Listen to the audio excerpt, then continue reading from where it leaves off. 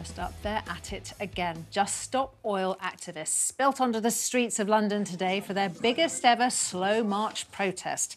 Almost 200 of them took part as the group pledged to paralyse London over the coming weeks in what they're calling an escalation of resistance, which was met with equal resistance from angry commuters.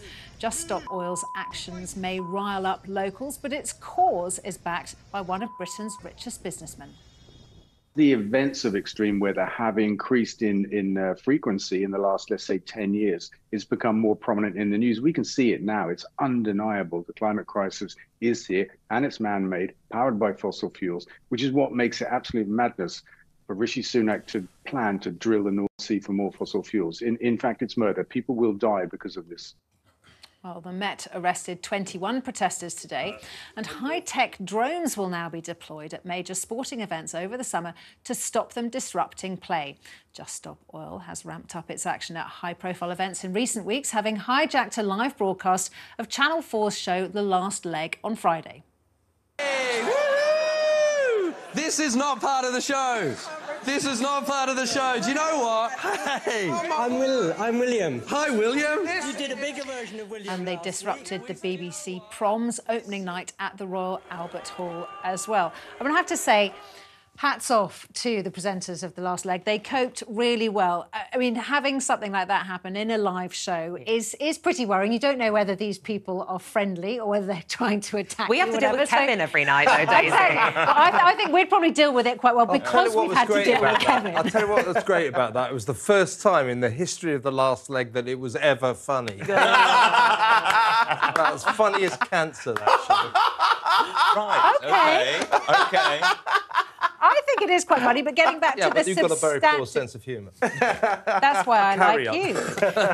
But, you know, back to the substantive issue. London, gridlocked again by their go slow protest, Just Stop Oil. And, gosh, we've said this so many times before, but they are losing the room. They are losing sympathy. And I do have sympathy. I know that not everybody on this panel does. I do have sympathy with the general issue of global warming causing climate change, causing problems, causing droughts, causing, mass immigration. All of those things, I believe, are problems that need to be rectified, but not like this. Yeah, I mean, I'm sick and tired, like most people in this country, of what I think are self-entitled eco-zealot narcissists. I mean, the fact is, what they're doing is disrupting people who are desperate to get to work, people who are really struggling in a cost of living crisis. And also, I don't really understand what they're trying to do. We're all talking about it. Already everyone has committed, whether it's the right thing or not, Labour and Conservatives have committed to net zero by 2030.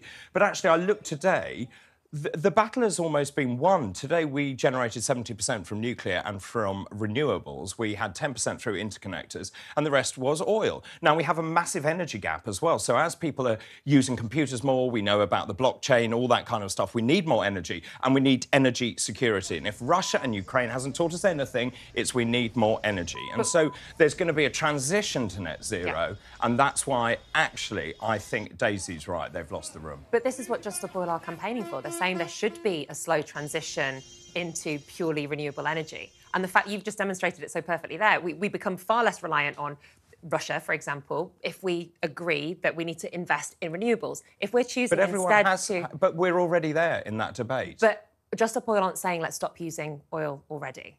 They're saying let's not invest in new oil and gas licences, let's invest that money in renewables. So do you not remember when National Grid said there is no energy and we're going to impose, I think, 3-hour rolling blackouts? That's how big the crisis is currently. Yes. And if we don't have oil, we have no reserves. Yeah, but we do have oil. We've got enough oil to last us for another, I think it's another 2 decades.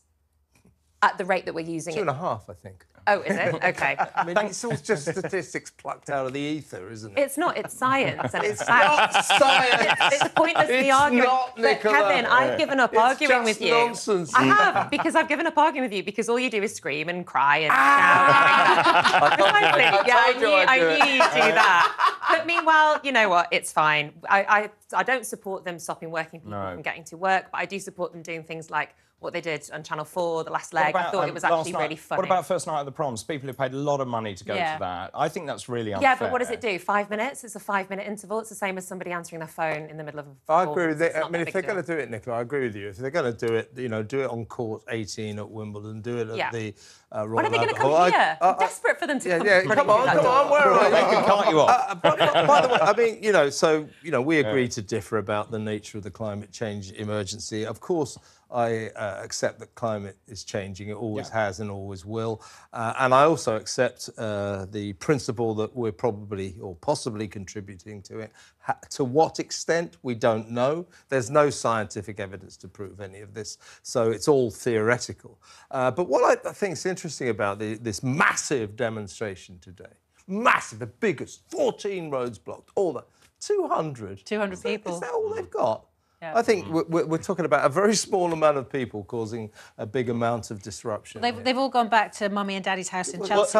Well, that's a really good point, because actually when you look at the demographic, they're older people who are worried about their grandchildren, or they are indeed people who are living with Mummy and Daddy who've never paid for anything. And they're all white and they're all middle why class. Why don't they go and demonstrate in China and Russia, where they're actually going to be causing far more trouble in terms of... Famously, China and Russia really love protesting. But that's the point. We will contribute such a small percentage. JJ, what do you think? Well, I think the environment and climate change are very much top of the news agenda at the moment, David. Well, we agree with that. We do agree with you.